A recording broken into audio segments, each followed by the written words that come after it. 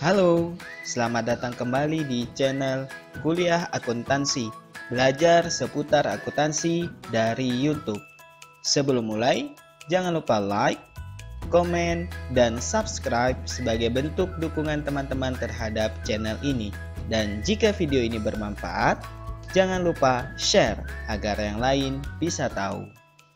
Assalamualaikum warahmatullahi wabarakatuh.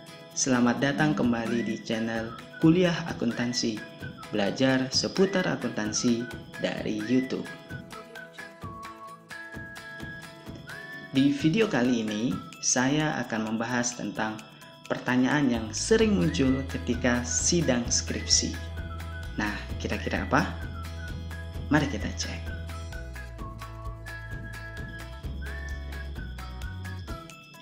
Pertanyaan yang sering muncul ketika sidang skripsi, terutama pada bagian-bagian yang penting. Nah, ini berdasarkan dari pengalaman saya selama menyidang skripsi. Nah, sebenarnya teman-teman, penguji tidak akan banyak bertanya pada sidang skripsi, hanya pada poin-poin penting yang menurut penguji harus dan mampu teman-teman pertanggungjawabkan. Nah, pertama, di bagian bab 1 biasanya penguji akan bertanya tentang masalah dari penelitian teman-teman. Nah, masalah ini penting dalam penelitian karena jika tidak ada masalah maka penelitian itu dianggap nol atau ya lebih baik tidak dilakukan penelitian. Nah, apa sih masalah penelitian itu? Misalnya, jika teman-teman ingin meneliti tentang kualitas audit yang dilakukan oleh auditor misalnya. Nah, otomatis masalah yang harus teman-teman temukan adalah tentang banyaknya auditor maupun kantor akuntan publik yang melakukan miss dalam proses audit mereka, baik dengan sengaja maupun yang tidak sengaja. Nah, biasanya data itu teman-teman bisa dapatkan melalui list data tentang KAP yang dibukukan misalnya. Nah, ingat, masalah adalah kunci dari kenapa harus dilakukan penelitian. Nah, ketika sudah ditemukan apa masalahnya, pertanyaan yang kedua yang biasanya akan muncul adalah why. Mengapa mengangkat masalah itu? Kemudian, mengapa masalah ini menjadi penting untuk teman-teman teliti. Nah, itu harus semua teman-teman tampilkan dalam skripsi teman-teman. Ingat, ketika menulis skripsi, menyusun latar belakang, informasi semuanya harus masuk dalam skripsi teman-teman. Jadi tidak cukup hanya dengan teman-teman ketahui atau hanya teman-teman simpan di sini. Yang selanjutnya yang akan menjadi pertanyaan adalah biasanya penguji akan meminta data-data yang terkait informasi-informasi yang teman-teman sampaikan di bab 1. Nah, sebaik-baiknya penelitian itu, entah dia skripsi, tesis maupun di tingkat lebih tinggi, itu harus mampu didukung oleh data. Karena jika tanpa data, penelitian itu seperti asumsi atau hanya argumentasi belaka. Nah, selanjutnya di bab 2, kira-kira pertanyaan yang sering dilontarkan penguji, terutama pengalaman saya dalam menguji, saya selalu menanyakan grand teori dari penelitian itu. Ingat, harus mampu teman-teman bedakan antara landasan teori dan tinjauan pustaka.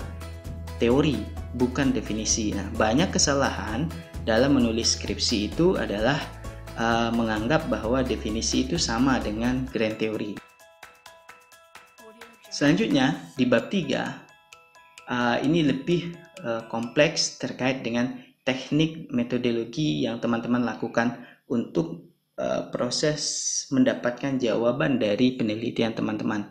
Nah, biasanya peneliti maksud saya penguji akan menanyakan tentang pendekatan-pendekatan yang teman-teman lakukan. Nah, jika Saya sendiri suka menanyakan maksud dari setiap uji yang dilakukan. Itu di pembahasan. Nah, penguji akan lebih sering bertanya terkait dengan hasil dari uji. Kalau teman-teman menggunakan alat, otomatis akan ditanyakan tentang hasil dari alat yang digunakan. Misalnya menggunakan SPSS, eFuse maupun yang lainnya. Tapi jika terkait jika teman-teman menggunakan teknik misalnya dengan wawancara, penguji akan lebih sering menanyakan bagaimana dari hasil wawancaranya. Nah, ketika telah ditanyakan tentang hasil uji, teman-teman misalnya ditanya bagaimana dengan uji T-nya, uji F-nya, atau koefisien determinasinya. Kemudian jika misalnya dilakukan uji asumsi klasik, bagaimana hasil uji dari normalitasnya, apa maksud dari angka-angka itu. Nah, misalnya dilakukan uji normalitas, maksudnya dilakukan uji itu apa? Nah, biasanya akan ada penguji-penguji yang iseng berusaha untuk menguji tingkat kepemahaman teman-teman. Nah, kalau saya sendiri suka menanyakan itu karena saya ingin memastikan bahwa teman-teman mengerti apa yang telah teman-teman lakukan. Itu penting untuk saya ketahui. Selanjutnya, yang biasa akan dilakukan penguji adalah terkait dengan hipotesis penelitian yang sudah teman-teman susun. Apakah terjawab atau tidak? Bagaimana hubungannya dengan teori atau grand teori yang telah teman-teman tulis di bab 2. Nah, biasanya penguji akan lebih suka mengulik keterkaitan teori dengan hasil serta dukungan dari penelitian-penelitian terdahulu yang sudah teman-teman tuliskan. Nah, terakhir kira-kira apalagi yang akan ditanyakan penguji ya?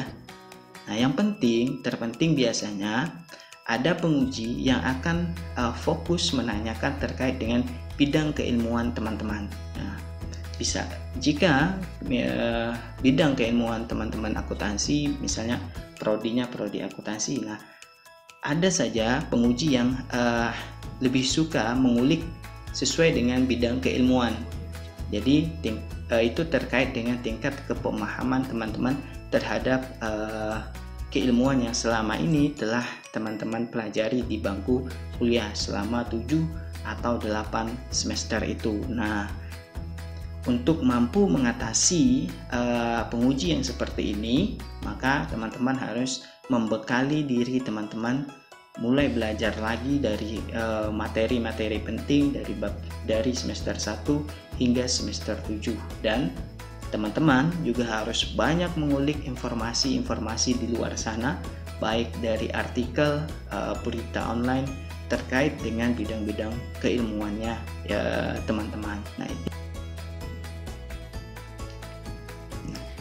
apa tipsnya agar ketika sidang skripsi maupun ketika menulis skripsi bisa berjalan dengan lancar? Yang pertama, hindari asumsi maupun argumentasi pribadi. Nah, jadi baik untuk menulis skripsi, artikel ilmiah, tesis maupun disertasi, sangat penting untuk menghindari asumsi maupun argumentasi pribadi teman-teman. Nah, jadi setiap yang disampaikan dalam penelitian itu harus ada datanya. Jadi jangan sampai memunculkan praduga. Nah, bagaimana caranya untuk menghindari asumsi ini? Pertama, yang harus teman-teman tampilkan adalah data. Lagi-lagi data. Nah, data ini bisa sifatnya fakta maupun angka-angka. Nah, itu penting untuk masuk atau terinput dalam skripsi teman-teman. Nah, jadi menghindari asumsi dengan cara menampilkan data. Kemudian adalah memperkaya tulisan kita dengan referensi-referensi. Nah, referensi ini bisa teman-teman peroleh dari buku, artikel ilmiah, jurnal internasional maupun jurnal nasional. Nah, secara pribadi, biasanya ketika membimbing skripsi, saya suka menyuruh bimbingan atau meminta kepada bimbingan saya untuk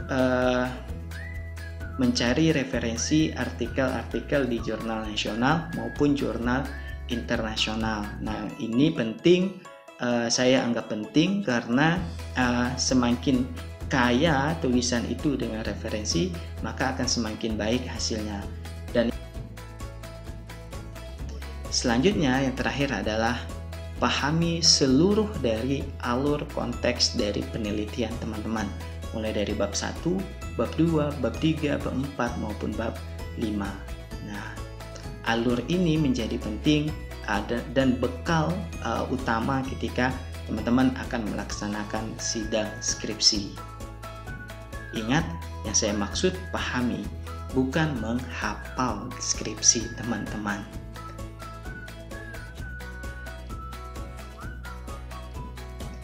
Demikian pembahasan singkat saya mengenai pertanyaan-pertanyaan yang mungkin akan jadi itu akan ditanyakan ketika teman-teman sidang skripsi. Mudah-mudahan bermanfaat. Saya akhiri. Assalamualaikum warahmatullahi wabarakatuh. Jangan lupa like, komen, dan subscribe video ini serta share agar yang lain bisa tahu.